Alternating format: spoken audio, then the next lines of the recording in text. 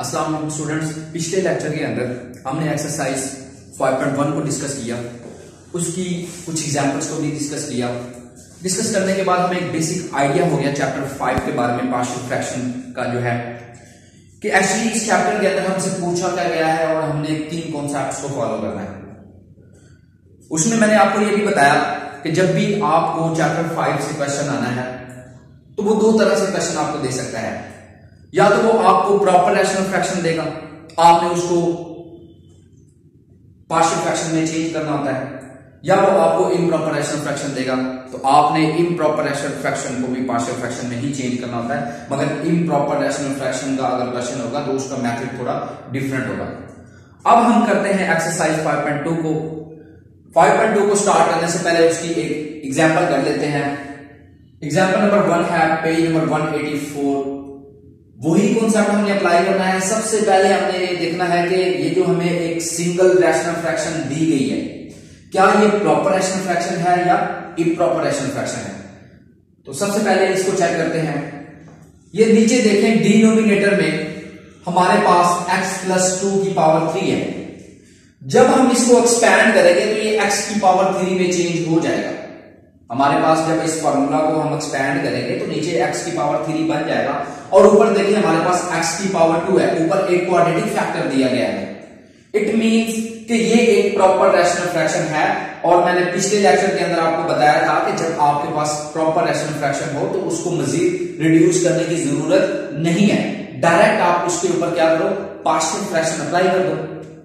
अब इसके ऊपर पार्शियल फ्रैक्शन कैसे अप्लाई करनी है कि जब डिनोमिनेटर में आपके पास रिपीटेड लीनियर फैक्टर्स आ जाए।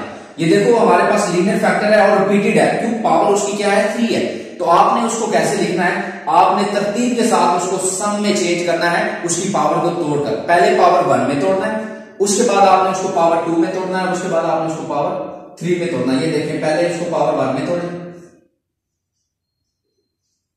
उसके बाद आप उसको b ओवर पावर 2 में तोड़े, उसके बाद आप उसको पावर 3 में तोड़े।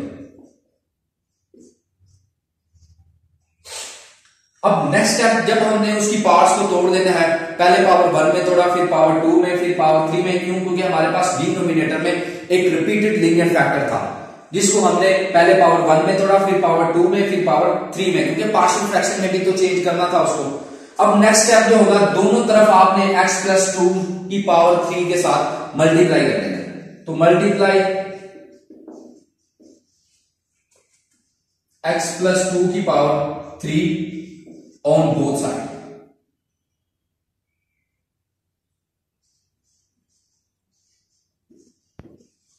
तो जब इधर मल्टीप्लाई करूंगा तो इधर हमारे पास x प्लस 2 की पावर 3 के साथ वो x प्लस 2 की पावर 3 कैंसिल हो जाएगा, हमारे पास जस्ट रह जाएगा x का स्क्वायर प्लस x माइनस 1।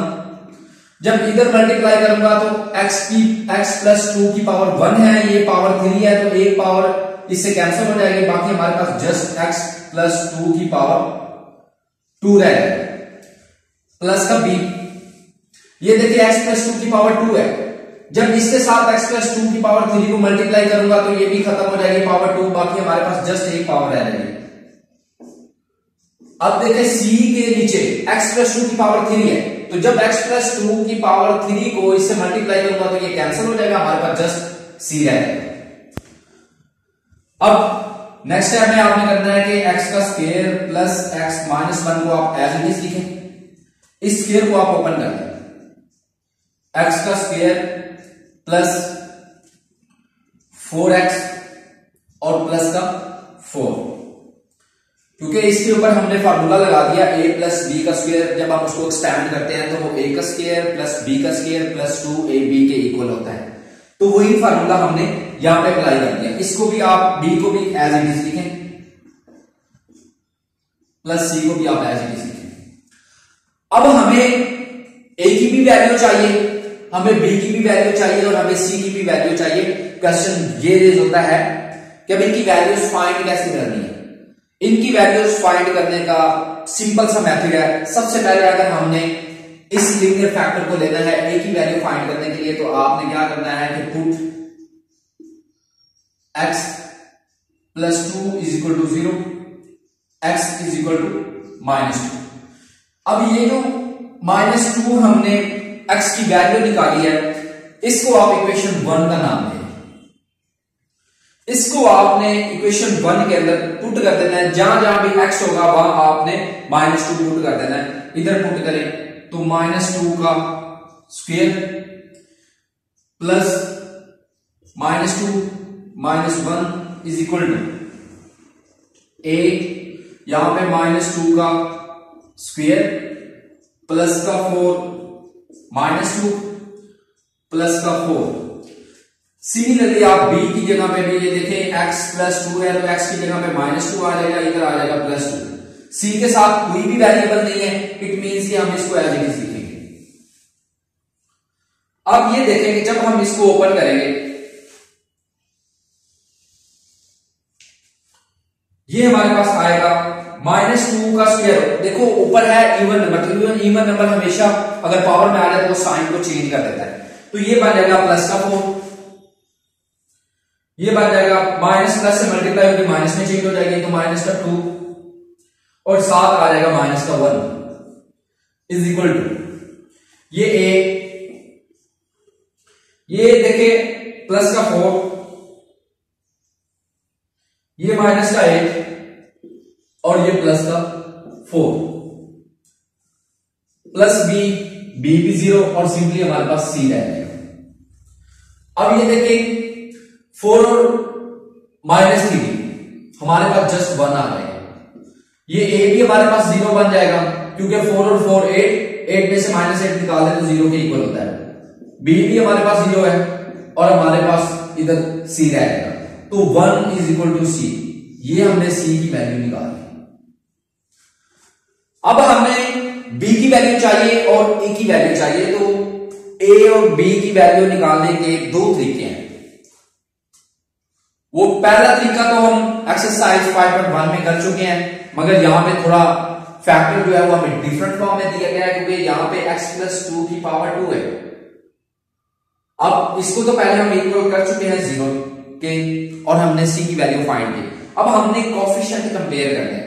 मुझे a की वैल्यू फाइंड करने के लिए कंपेयर करना होगा x स्क्वायर के कोएफिशिएंट, क्योंकि इसमें देखें कि सबसे बड़ा वेरिएबल तो ये है x का स्क्वायर। तो कंपेयरिंग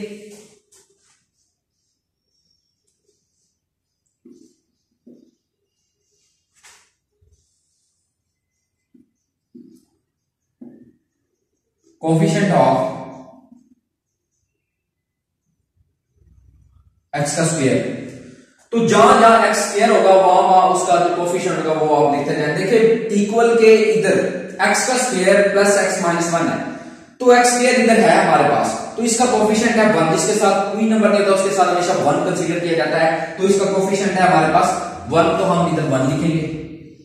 अब इक्वल के बाद ये देखिए a के साथ x स्क्वायर है तो हम इधर लिखेंगे a, और किसी के साथ x स्क्वायर नहीं है, ना तो b के साथ x स्क्वायर है ना c के साथ है, तो जस्ट हमारी a की भी वैल्यू ये आएगी। अब हमने तीसरी वैल्यू फाइंड करनी है b की, तो b में देखें इक्वेशन 1 की तरफ आए, ये देखें b इज x प्लस 2 है। b के आगे जो हमें फैक्टर दिया गया है जो मल्टीप्लाई हो रहा है वो है x प्लस 2, एक लीनियर फैक्टर है। तो हम क्या करेंगे कि यहां पे x के कोएफिशिएंट कंपेयर करेंगे। कंपेयरिंग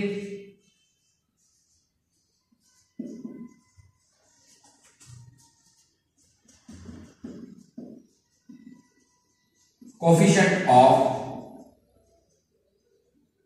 x, तो जब हमने x के कोएफिशिएंट कंपेयर करने हैं तो हमें देखना है दोनों तरफ।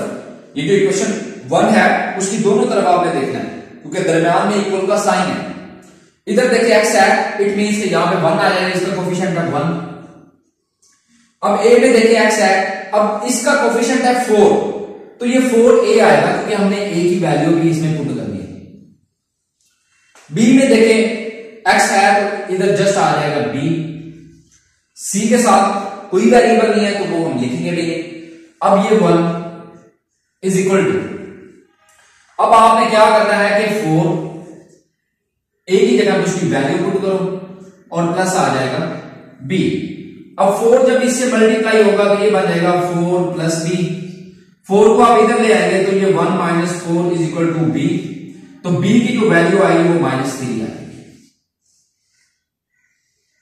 अब आपने इन सारी वैल्यूज को क्या करना है कि ये जो हमने इक्वेशन 1 बनाई थी स्टार्ट में, इन ए की वैल्यू को भी, बी की वैल्यू को भी और सी की वैल्यू को भी, तीनों वैल्यूज को आपने इक्वेशन 1 के अंदर जो है वो पहले हमने पुट किया और हमने वैल्यूज निकाल ली। अब आपने क्या करना है कि इस जगह पे आपने ए की वैल्यू, बी की वैल्यू और सी की वैल्यू पुट कर देंगे। ये क्या था हमारे पास, x का square plus x minus 1 over x plus 2 की पावर 3 इज इक्वल टू, हमारे पास a की वैल्यू है 1 तो हम इसकी जगह पे 1 पुट करेंगे, x प्लस 2, हमारे पास b की वैल्यू है माइनस 3 तो वो माइनस इससे मिलकर माइनस में चेंज हो जाएगी, प्लस से जब वो मल्टीप्लाई होगी तो माइनस 3 ऊपर आ जाएगा, इधर आ जाएगा x प्लस 2 की पावर 2 और इधर c की वैल्यू हमारे पास आएगी 1।